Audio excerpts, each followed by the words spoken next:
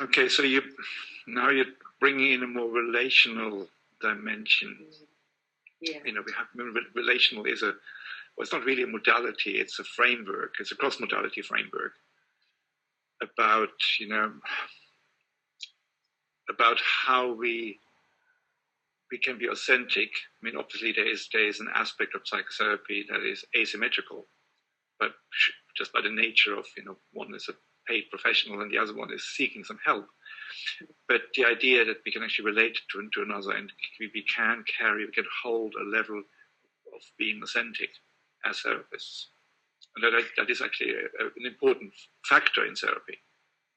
Well, I would like to dare to say that the one thing that does carry across the majority of modalities is the authentic relationship.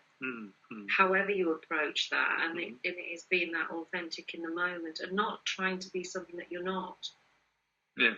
You're not trying to offer something that you can't offer within that dynamic. And, probably to raise the political point that if we stay with protocols, think about things like the IAT program, the protocol doesn't have a place for the relationship and focuses in on documentation, scaling systems, processes that actually detract from that authentic process. But when a client is in pain, emotional pain, psychological pain, that doesn't come into play in paperwork and protocols.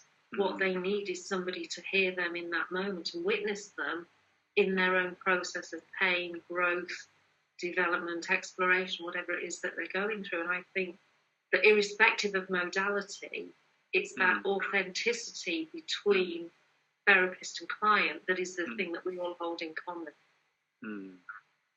Yes.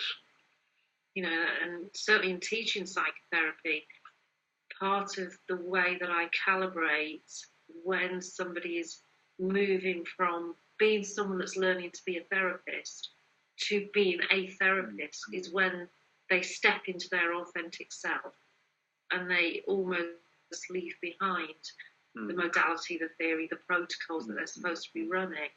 And suddenly you see an awareness in the therapist of, wow, I'm in this moment with this client. I have the gift of their psychological and unconscious processes in my hand. And it's in that space that I really, truly am humbled to work with them. When they get to that, I think, I've got a good therapist sitting in